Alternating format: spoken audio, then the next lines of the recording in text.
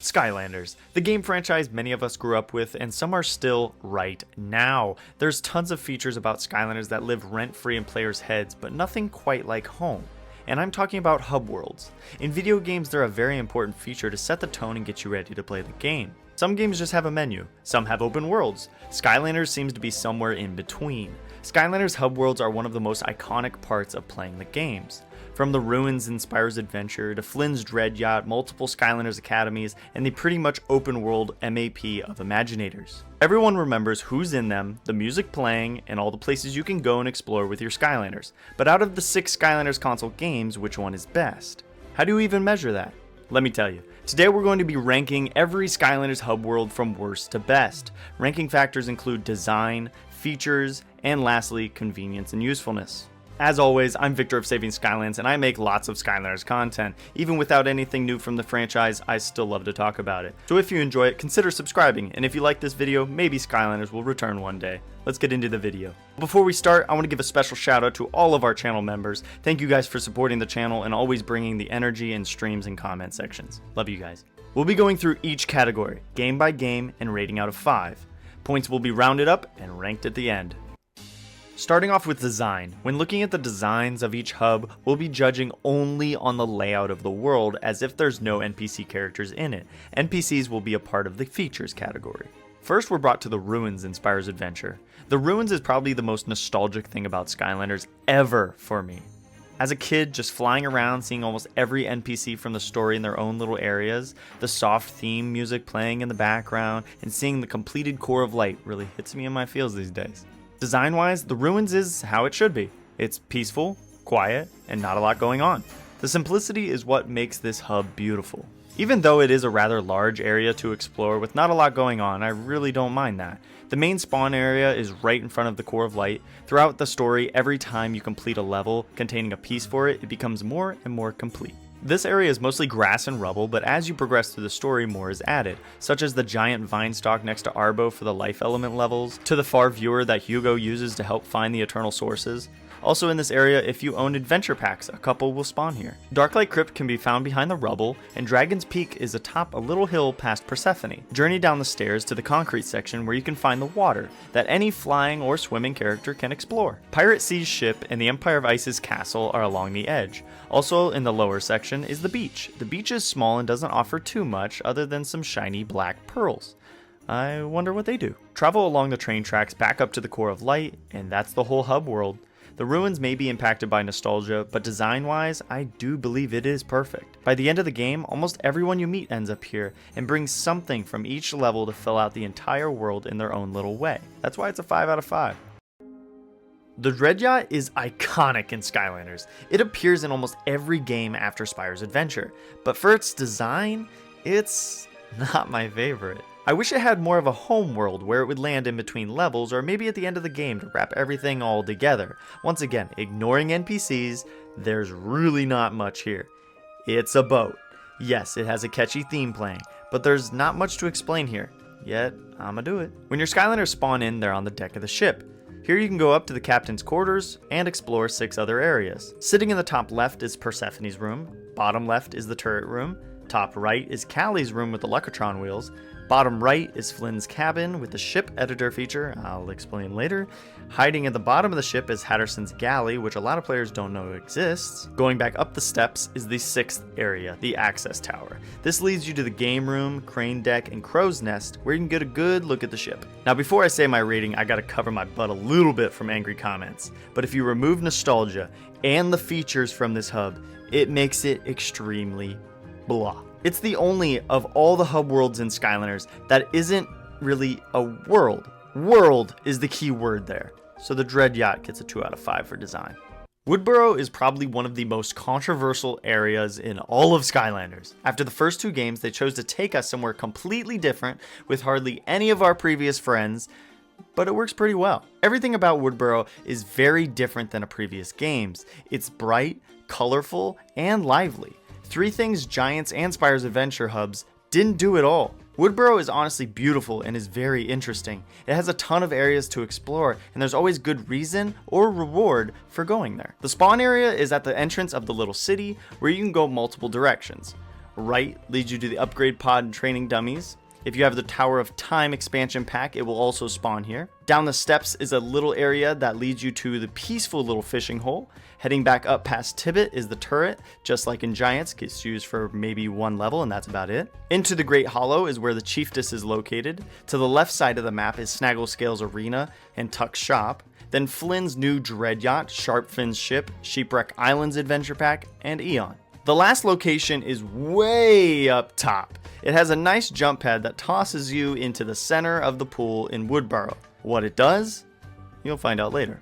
And that wraps it up for Woodburrow. Its design was a much needed change of pace. Not sure how a third game with a dark rundown homeworld would have been perceived, but this new, bright, and optimistic city was really nice. My little kid brain hated it when it first came out, but over time I've come to appreciate it. Woodburrow gets a solid 4 out of 5. Skylanders Academy for Skylanders Trap Team is amazing. I'm just going to start off with that. It's so iconic and there's so many reasons for it, but even Skylanders Academy, the show, used it in almost every episode. Spawning in, you're facing the beauty of this academy. Little area on your left with some teleporters. Walk straight to the peak gaming experience, which is the Villain Vault. On the right is Persephone's area with the little hut where you can bounce around. Left side past Buzz is an area dedicated to the Adventure Pack levels.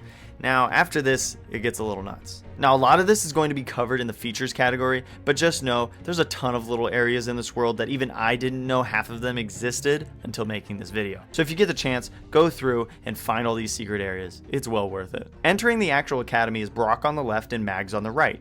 Past Mags is an elevator that will take you up to another building where you can bounce around once again. Back on the main path area, you can find the music mode area, RX shop, and on the far right, you can keep making your way back into the academy. But before you do that, go left and you'll find the Grand Library. If you've watched Academy, you'll definitely recognize this place. Back by RX, go right to the kitchen and please get me something to drink because I'm losing my voice recording this for your enjoyment. Anywho, continue back and then you'll find the hat store, game room, and once again, few secret areas. I could not believe how good this hub is. Mostly because I played Trap Team the least out of all of the games, but I'm truly blown away by this. I really am. 5 out of 5. Now on to Skylanders Academy and Superchargers. Spawning in instantly reminds you of Skylanders Trap Team version. It's almost identical, but they've seemed to replace all the trapping villain stuff with vehicle related stuff, which makes sense and is honestly done super well. You could play Superchargers purely for the hub world, and it's probably more fun than a few of the actual levels in the game. Don't hate me, I still love this game. Spawning in, you're greeted to 3 jump pads that will take you to 3 different places. Left is racing, right is challenges, and center is the actual academy where you can still go to the other 2 areas, but you just gotta walk. Choosing the middle path, you have the car mod area. On the right is the land vehicle testing, and left is the water vehicle testing. In the middle is Callie and Flynn's area. Go left towards Pendergast for the hat shop and racing area. On the right side of the academy is once again Persephone's area, but also other places like Buzz's combat testing, vehicle challenges, and the wishing well. Up by the doors of the academy is the air vehicle testing and theater where you can view past cutscenes and credits.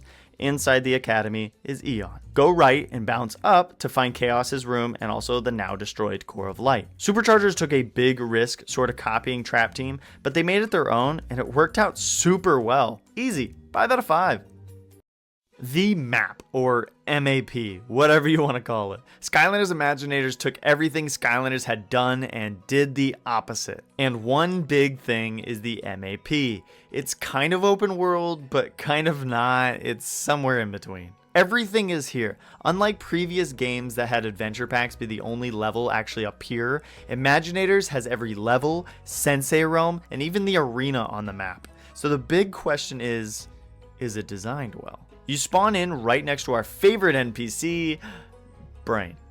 Next to him is the Skylanders Academy.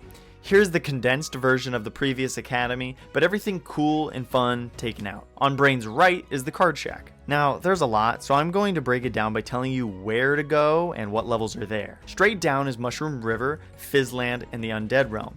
Left from there is the Arena, Tech Realm, and Golden Arcade. Jump on Sharpfin's boat and you'll get to Dragon Temple. Either glide or grind to get back to Brain. Go left past the Academy for the Fire Realm, Cattle of Creation, Thumpin' Wampa Islands, Cursed Tiki Temple, Lost Imaginite Mines, and the Elven Forest. Up on the lift, You'll find the Air Realm, Dark Realm, and Sky Fortress. Back to Brain on the right is Scholarville and the Earth Tech Realm. Cannon over to the island to visit the Water Realm, Magic Realm, Life Realm, Light Realm, and Shellmont Shores. Back to Brain, go back and you'll find Amusement Park and eventually Lair of Chaos. It's a lot, and I have even forgotten things. This place is huge, maybe too big, but design-wise, it's overall solid. Not taking features or convenience into account, there's really nothing to complain about and nothing wrong with the design. It's full of life and color and it never feels empty. Overall, not too shabby, 4 out of 5. Back to the simple ruins from the massively complex MAP. Let's talk about the features within the level, actual things to do, the meat of this video sandwich. The ruins is definitely a good place to start. I think the more we go through this section of the video, the more complex it gets, so let's dive in. Starting off with NPCs, Flynn can give you a scenic balloon ride offering no rewards, but does give you some alone time with Flynn. Here he'll describe what you're seeing, along with some jokes as usual. You'll travel around the whole island, and is truly a hidden gem of this game. Callie is the queen of heroic challenges, so go talk to her after claiming your Skylanders ownership, and make them even better by completing each challenge. Each Skylander has a unique challenge, but you can do every challenge with every Skylander. Heroic challenges are easily my favorite post-game content out of any Skylanders game. Quigley doesn't allow you to do anything, but he does have unique dialogue for every unique Skylander, which you can see in this video right here on my channel. Persephone is where you level up your Skylanders. Arik will give you a lot of money one time after beating Chaos, but you gotta find him. Clamtron offers bombs, aka black shiny pearls, to blow up walls around the ruins to either get gold or winged sapphires. Other NPCs on the map like T-Bone, Diggs, and Arbo will talk to you but don't offer anything to do. Other things do consist of using the oil can to open a secret area, or using bounce pads over the water to get more winged sapphires. One last feature that can be done more than once is an elemental block by Arbo. Here you must put a corresponding element Skylander on the portal to destroy each block. Do so and you'll be rewarded. That's about all you can do in the ruins. I will say, if it wasn't for heroic challenges, I wouldn't blame people for playing through the story maybe once or twice and never touching it again. But being able to do those challenges and then replay the game with your new upgraded stats makes a big difference. Other than that though, the ruins doesn't offer much more. A bit of running around getting winged sapphires and gold, but for the most part, they're one-time things. Meaning that once you do them, there's no reason to go back to those areas ever again. So post-story, all you have is heroic challenges and a balloon ride. That's why Ruins gets a 2 out of 5.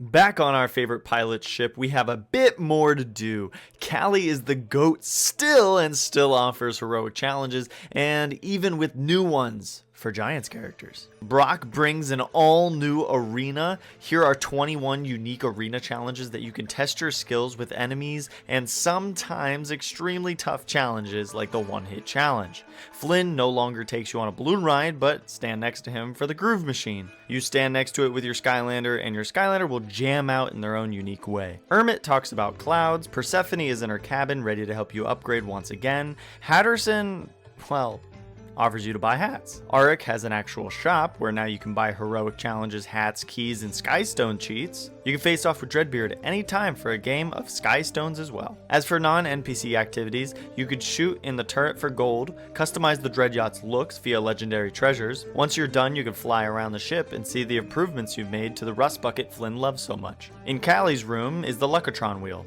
Here you can place bulbs and wheels to boost your gameplay, either experience, power, health, or wealth. Back by Arik, there's a similar treasure hunt like the one in SSA. Break the walls with Skylanders of corresponding elements to get a nice reward in gold. Once again, heroic challenges carry the post game, but luckily they're not alone this time. Brock's arena is challenging and fun, also extending your playtime for this game. Other neat features like the Luckatron and the ship customization are nice touches that can be switched anytime for alternate looks and gameplay. Giants was a good step up, 3 out of 5. Welcome back to Woodburrow, hero of Cloudbreak Islands. Nah, I'm just kidding. I've heard that way too many times. And I should deduct a point or two for Rufus the Doofus being unskippable every time I come to Woodburrow. We did lose heroic challenges when Swap Force rolled around, but did they bring enough new features to make up for it? Gorm is the new Persephone in the game. Here you can jump inside an upgrade pod and max out your Skylanders abilities. After that, go beat up some training dummies. It's a great way to compare damage and also teach you how to use your Skylanders. All around you'll find legendary treasure podiums. Basically, they're a more complex Luckatron, offering boosts in stats and certain specific gameplay mechanics. Wheel Lock offers an all-new score mode challenge. Here you can revisit every level in the game and try to get the highest score possible by defeating enemies and collecting multipliers. In the cave behind him, you can find the fishing hole, and just like the last 2 games, the element corresponding walls give you a reward. The ledge above Tibbet has a turret. Yes, the Tibbet turret. Here you can practice your shooting skills while also getting some gold. Inside the Great Hollow, you can find different treasure chests such as Giants only, Elemental corresponding, and Shock and Bolt chests. They respawn every time you come to Woodboro, so you can always get rewards. Now, Tuck offers his shop. Don't let Arik know, but he offers hats, legendary treasures, bonus mission maps, and charms. I don't know, Arik has some serious competition. Snagglescale offers up an all-new arena. This arena might be the best in the whole franchise. You have solo survival, which is pretty much what Brock offered in Giants. Team and rival survival, which requires you to work with or against a couch co-op player too. This would have been so cool to be online co-op. And lastly, the battle arena and ring out. These 2 features were in the last 2 games, but you couldn't access them via the home world. You had to be at the main menu. That's why they weren't covered, because for the sake of this video, they don't exist in SSA and Giants due to that. Avril has the time attack challenge. A lot like score mode, but instead of racking up points, you try to speedrun the levels. And the coolest part about these challenges is that there's an online leaderboard where you compete with all of your friends. Whiskers just screams in your face. Flynn and Sharpfin don't have much to offer other than a good conversation. Going past them, you'll be greeted by Eon. Eon is where you can view your progress through the entire game. Literally everything. From story progress, bonus missions, swap zone challenges, time attack, score mode, arena, collectibles, and even your own collection. Eon knows everything. Other than how to stay alive, apparently. Too soon? Still? Finally capping off our features from Woodboro, jump on top of the city using the mushroom platforms to get onto the jump pad with fireworks. Use it to access the secret minigame. Here you collect lots of gold, might even find a collectible or 2 before being teleported back in front of Rufus. And that's it for Woodboro. Definitely an increase in refining to previous games. I've said it once and I'll say it again, Swap Force is the best overall video game offering the most to do in the whole Skylanders franchise. Bang! 5 out of 5. Now Trap Team did a lot right, and they could have dropped the ball easily by putting all of the focus into the main story and not caring about anything else. But it's safe to say they did not. The Academy is packed. Once you spawn in, you can go left to the wanted sign that has every villain on it and each of their unique quest and where to find it. Next to that are teleports, which are amazing because each one leads to a different part of the Academy, which means you don't have to walk all the way back to the back anymore. Flynn and Buzz just congratulate you on beating the game unless you haven't already, but either way, push them over to get to the greatest thing in the game, the Villain Vault. Here you can view and trap any villain in the game, while also hearing their lovely theme song. Persephone offers up upgrades as well. Past her is a little house. There's a few in the Academy like this where you'll go in and bounce and collect some gold. So just remember that there's like 10 of these, I swear. On the left of Flynn is where you can find your adventure packs. Once placed on the portal once, you no longer have to ever again. Just select it and then boom, off you go. The only thing I don't care about this is that it's not like SSA and Swap Force where a piece of the level actually appeared within the hub world. Callie sadly did not bring back heroic challenges, but instead offers Doom challenges, which honestly, not mad about. Doom challenges are fun, long, and honestly really challenging. In the Academy, Brock is back and offers his arena with all new challenges to his stages, more bouncy sections. Crossbones offers a new music mode, which is so random, but honestly a lot of fun. There's 6 stages with unique characters singing and music types to keep you busy for a while. It's a lot like Guitar Hero, if it was on a controller. So more like Fortnite Festival. In the library, Quigley is back and for some reason hasn't aged a single day since SSA. So either that means that he's that age forever, or all the Skylanders games up to Trap Team take place within like 2 years. Past him is the Skylanders library, where you can view your very own collection. More bouncy sections. Arik returns with his shop, offering just about the same items as he did in Giants. more bouncing. Back in the kitchen, you can find Chaos's special quest and also, more bouncing sections. Hatterson is also back, looking like a dapper gentleman, offering up some brand new hats. Also, all over the academy, there's a lot of cabinets that you can hit for some gold. In the game room, which is in the very back of the academy, you can find a new version of the element corresponding blocks for a reward. Instead of walls, they're platforms. Do them all for the reward. Dreadbeard is also back, looking incredibly younger, or kind of like a different person, but he wants to play Skystones. Lastly is the observatory. Here is a really random feature that is a lot like Flynn's boat ride in SSA, but way worse. You look through a telescope and see the moon. Yeah, that's it. But for Skylanders Academy and Trap Team, that is it. I really enjoy the features in this academy. I will say, there's a lot of random bouncing that is just purely made for kids' enjoyment. Also, taking out PvP is criminal. But as for the cool things like Arena, Doom Challenges, and Adventure Packs, and the iconic Villain Vault, it's pretty solid, offering a good amount to do. 4 out of 5. Once again, we're back at the Academy 2.0. Superchargers has one of, if not the best non-story related content, and it's all showcased here. First off, legendary treasures are more useful than ever. Now you can place them almost anywhere in the academy as decorations.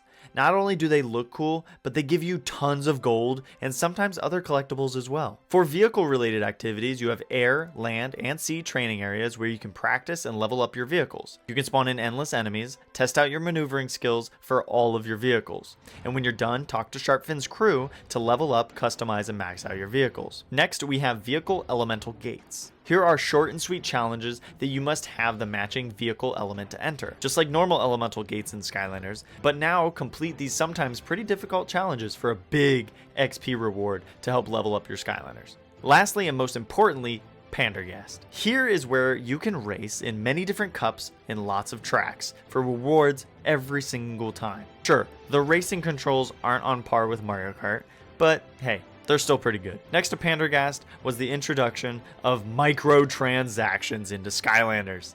I know, disgusting. But unlike most modern games, you're able to spend in-game currency instead of real cash to get the same reward, and it doesn't take hours upon hours of grinding, so I can't complain too much there.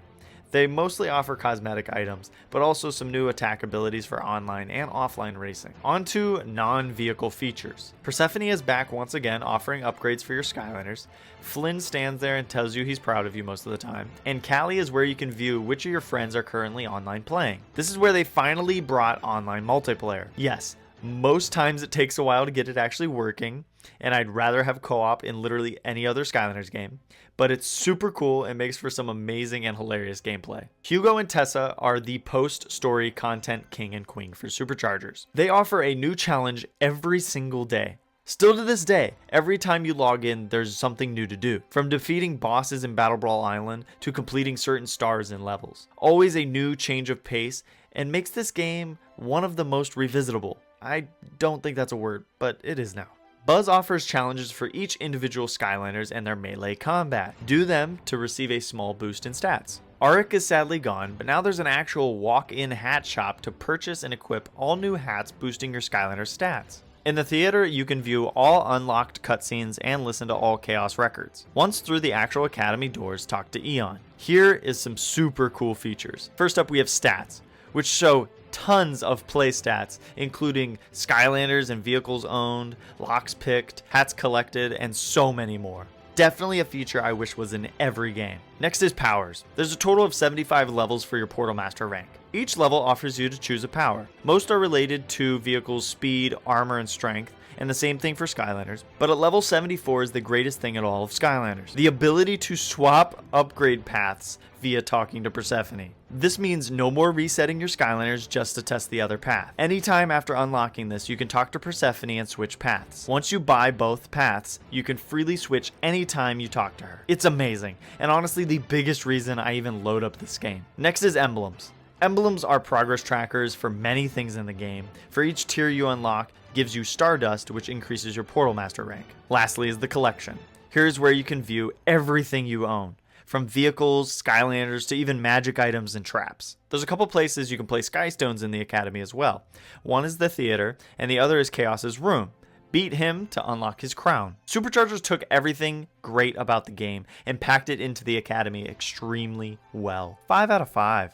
Back to the giant MAP of Skylanders Imaginators. I have very mixed feelings about the MAP, but as far for features, it does offer quite a bit. Or maybe does it just look like it? I mentioned that the world is semi-open world because you must walk to each level, but the level isn't actually there.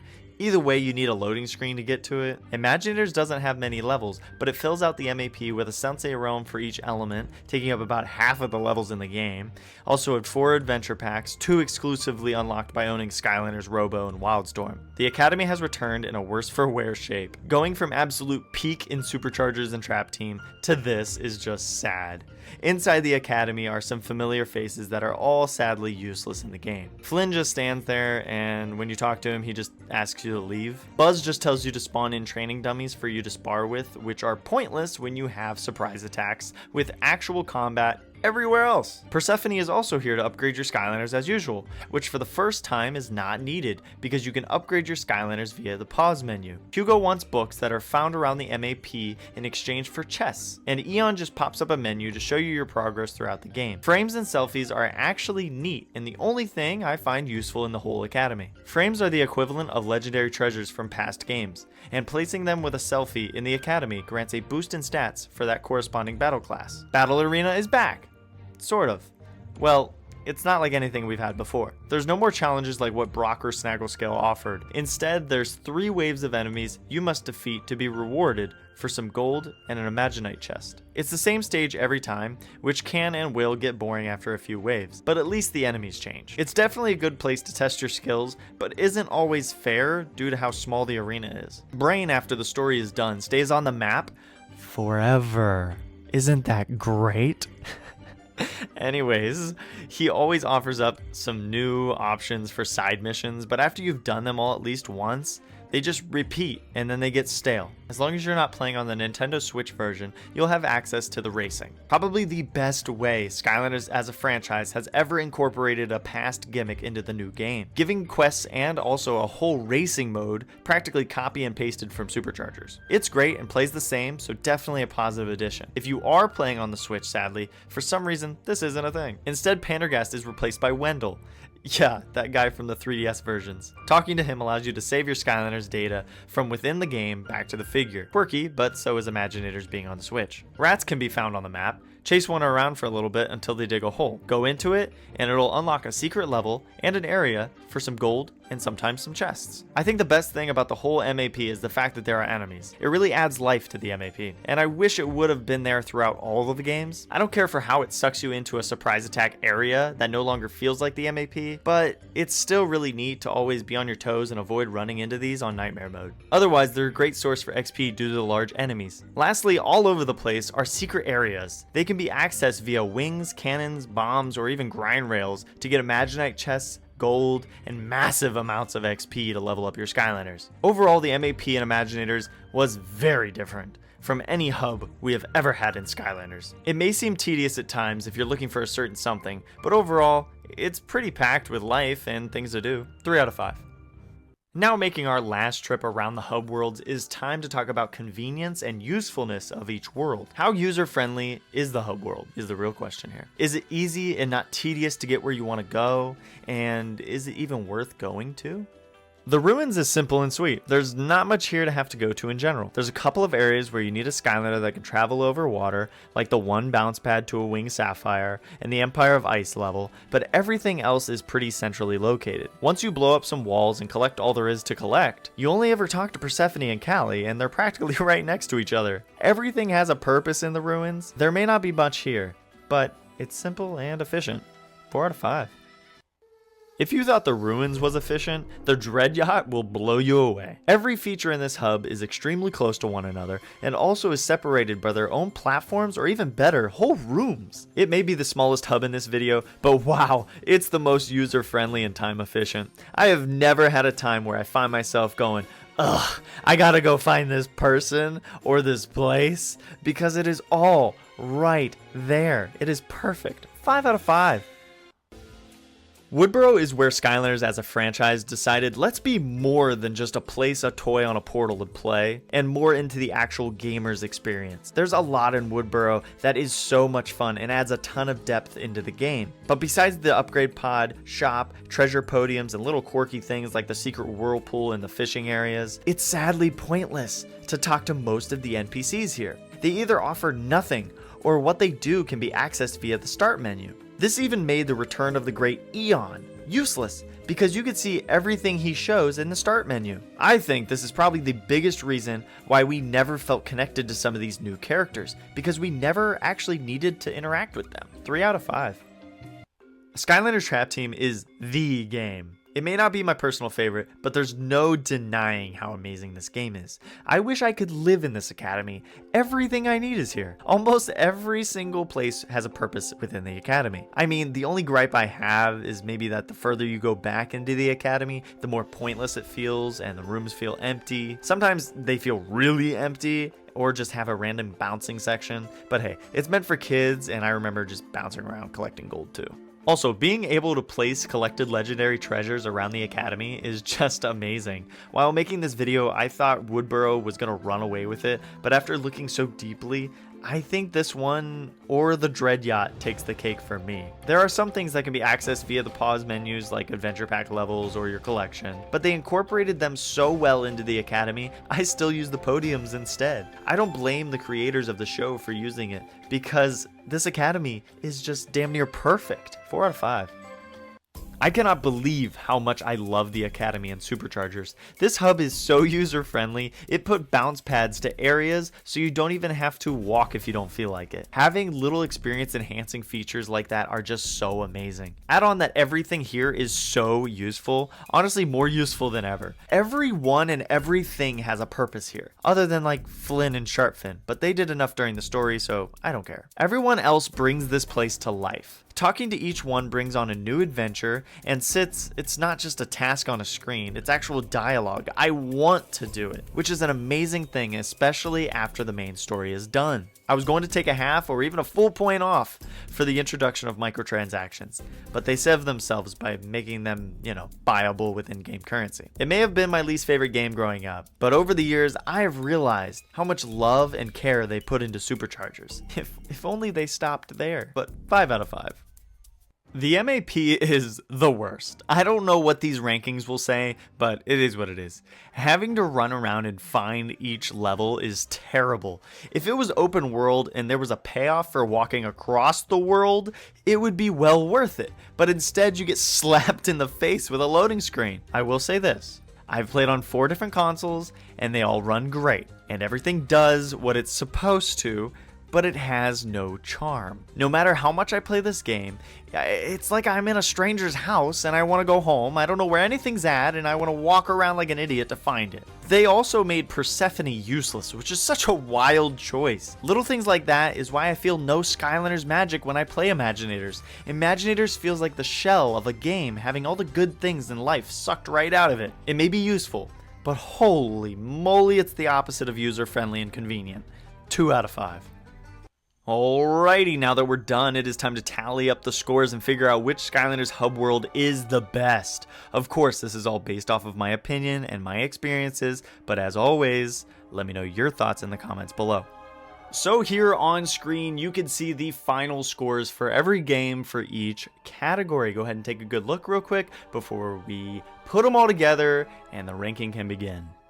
Now that the scores have been all added up, here is the final rankings for the best and worst hub worlds in Skylanders. Coming in at 6th place, last place, we have Imaginators. 5th place, Giants. 4th place, Spyro's Adventure. 3rd place, Swap Force. 2nd place, Trap Team. And in 1st place, a big surprise to me, and honestly, probably a big surprise to a lot of people, Superchargers Skylanders Academy. That's it for this video. Thank you guys for watching. Make sure you guys leave me your comments in the comments below. Make sure you guys subscribe to my second channel where I post all my clips and all my playthrough videos. And also follow my Twitch. I stream non-Skylander stuff over there sometimes. Other than that, thank you guys for watching. Keep saving Skylands, and I will see you guys soon.